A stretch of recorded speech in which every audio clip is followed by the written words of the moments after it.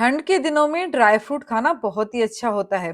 और मैं बस कोई ना कोई रेसिपी ठंड में बना के रखती हूँ ताकि बच्चे और बड़े शौक से ड्राई फ्रूट को खाएं। और ये गुड़ वाले ड्राई फ्रूट तो बन भी फटाफट जाते हैं और खाने में भी बहुत स्वादिष्ट लगते हैं। और आप ड्राई फ्रूट जो भी लेना चाहें, जितना भी लेना चाहें, ये आप पर डिपेंड करता है। यहाँ पर मैंने 15-20 अखरोट लिए हैं और उनकी गिरी निकाल ली है। और 100-150 ग्राम करीबन मैं काजू ले रही हूँ। यहाँ पर काजू आप एकदम अच्छी क्वालिटी के लीजिए, जैसे बड़े बड़े काजू होते हैं जो, तो उससे ये रेसिपी बहुत अच्छी बनती है। इसी तरह से मैंने यहाँ पर करीबन 100-200 ग्राम बादाम ले ली है। और इसके लिए मैं यहाँ पर गुड़ यूज करूंगी, ये खास समझने वाली बात है। ये जो एक बर्फी गुड़ आता है, इस तरह से गोल गोल पेड़ी बनी हुई रहती है इसकी, ये बहुत ही सॉफ्ट होता है।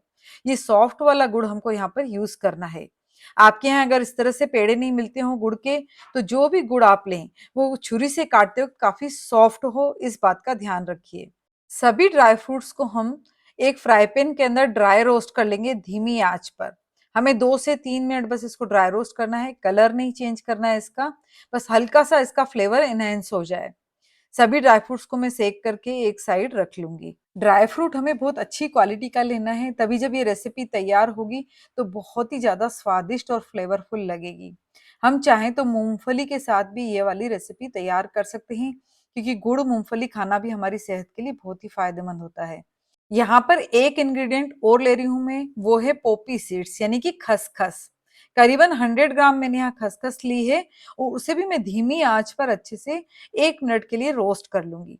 हमें बहुत ज्यादा रोस्ट नहीं करना है, इसको ध्यान रखना है। सभी ड्राई फ्रूट और खसखस को मैं अलग अलग प्लेट में ठंडा करने के लिए रख दूंगी। देखिए, जैसे 1 कटोरी यहाँ पर अखरोट हैं, तो उसमें मैं आधी कटोरी गुड़ लूंगी। ऐसे आप नाप करके ले सकते हैं। और साथ में मैं डाल रही हूँ यहाँ पर आधा चम्मच घी। इसमें से कोई भी चीज थोड़ी कम ज्यादा डल जाएगी तो चलेगा, इस रेसिपी में ऐसा कोई बाउंडेशन नहीं है कि आप बहुत ज्यादा नाप करके लो हर चीज। और 1 बड़ा चम्मच यहाँ पर मैं डाल रही हूँ पानी, बस इससे ज्यादा पानी हमें नहीं डालना है। यहाँ पर सिर्फ गुड़ मेल्ट हो जाए अच्छे से, इतना ही पानी हमें डालना है। देखिए, इसे लगातार चलाते हुए आप मीडियम आंच पर मेल्ट कीजिए। न ज्यादा बहुत कम रखें आंच, न ज्यादा तेज रखें। इस तरह से ये मेल्ट हो जाएगा। फिर इसमें चालू होंगे बबल्स बनना। देखिए, इस तरह से बबल्स बन रहे हैं। आपको कोई भी चाशनी चेक करने की भी जरूरत नहीं है। बस जैसे जैसे बबल्स थोड़े बढ़ते जाएं, उसका जब इसको हम चलाएंगे इस पे चूल्हा की मदद से, तब भी बबल्स ना टूटें और बबल्स लगातार बनते रहें। बस उस कंडीशन में हमें गैस बंद करना है। यहाँ पर बहुत ही इजी होता है इस चाशनी को बनाना, बिल्कुल भी दिक्कत नहीं आती है। देखिए, मैं स्पैचुला की मदद से इसको मिक्स कर रही हूँ, लेकिन तब भी लगातार इस तरह से बबल्स बन रहे हैं पूरी चाशनी में। और थोड़ा सा कलर चेंज हुआ है यहाँ पर गुड़ की चाशनी का, ज्यादा नहीं। बस इस कंडीशन पे यहाँ पर हम डाल देंगे अखरोट के पीसेस। गैस मैंने यहाँ बंद कर दिया है। उसको बहुत अच्छे से हम मिक्स कर लेंगे। हमें ये काम जल्दी जल्दी करना है, क्योंकि चाशनी अगर थोड़ी ठंडी हो जाएगी तो काफी गाढ़ी हो जाती है वो। बहुत अच्छे से अखरोट के ऊपर ये कोट होनी चाहिए, इस चीज का हमें ध्यान रखना है। जैसे ही बहुत अच्छे से अखरोट पे गुड़ की चाशनी कोट हो जाए, उसे हम डायरेक्ट डालेंगे यहाँ पर खसखस वाली प्लेट में। जो खसखस हमने रोस्ट करके रखी थी, उसमें से तीसरा हिस्सा खसखस हम एक अलग प्लेट में रख लेंगे और उसके ऊपर हम ये गरम गरम अखरोट डाल देंगे। और फिर चम्मच की सहायता से इसको हम अच्छे से मिक्स कर लेंगे। गरम गरम गुड़ की चाशनी में आप हाथ न डालिएगा, क्योंकि ये बहुत जल्दी स्किन पर चिपकने लगती है और हमारा हाथ जल सकता है। बहुत ही आसानी से चम्मच से खसखस जो है गुड़ के ऊपर कोट हो जाती है। और अब इस प्लेट को हम एक साइड रख देंगे और अब चलेंगे हम काजू की तरफ। काजू करीबन आधा कप है, ज्यादा नहीं है, इसलिए हमने 1/4 कप यहाँ पर गुड़ लिया है। और उस जो बची हुई चाशनी थी हम उसी में डाल देंगे। और थोड़ा सा बिल्कुल डालेंगे घी। आधा चम्मच हम डालेंगे यहाँ पर पानी। बस इन तीनों चीजों को मीडियम आंच पर हम अच्छे से मेल्ट कर लेंगे। बहुत ही आसान होता है इन ड्राई फ्रूट्स को गुड़ में कोट करना। अगर आपने गुड़ बराबर लिया है, जैसे कि गुड़ हमें पेड़ी यानी बर्फी वाला गुड़ ही लेना है जो कि सॉफ्ट होता है कटिंग में।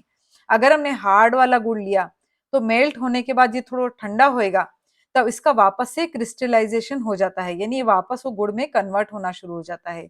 और उससे वो ड्राई फ्रूट के ऊपर अच्छे से चिपकता नहीं है और हमारी रेसिपी का रिजल्ट अच्छा नहीं आता है। इस तरह से देखिए, चाशनी में जब कंटिन्यूस झाग आने लगे, उस वक्त पे हम काजू डाल देंगे। यहाँ पर मुझे गुड़ थोड़ा सा ज्यादा लग रहा है, इसलिए मैं गुड़ बचा लूंगी इसका। काजू काजू निकाल के मैंने यहाँ खसखस में डाल दिए हैं और बहुत अच्छे से खसखस से इसको मैं कवर कर लूंगी। और फिर इसे भी एक साइड रख दूंगी। थोड़े से जब ये ठंडे हो जाएंगे उसके बाद हाथ से हम इनको आसानी से अलग कर सकते हैं। देखिए, अगर आपको चाशनी को चेक करना हो, यानी आप पे इतना कॉन्फिडेंस नहीं हो कि अच्छे से बन रही है, तो आप पानी में इसका एक ड्रॉप डालेंगे तो देखेंगे कि वो टूटने जैसा नहीं बल्कि खिंचने जैसा जम जाए। यानी हम हाथ से पकड़ के उसको खींचें तो वो खिंचने लगे। इसी तरह से बादाम को भी मैंने कोट कर लिया है, और जब ये थोड़े ठंडे हो जाएं तो हाथ से उनको एक एक करके हम अलग कर सकते हैं। देखिए, बहुत आसानी से ये अलग हो जाते हैं। काजू, अखरोट, बादाम मैंने सभी हाथ से करके इस तरह से अलग कर लिए हैं। सुबह सुबह चाहे आप बच्चों को खिला दें, ये एक टमी फिलिंग और हेल्दी नाश्ता है। और इसे एक एयर टाइट जार में भर के रखिए। जल्दी ही मिलते हैं एक नई रेसिपी के साथ नए वीडियो में। Thank you.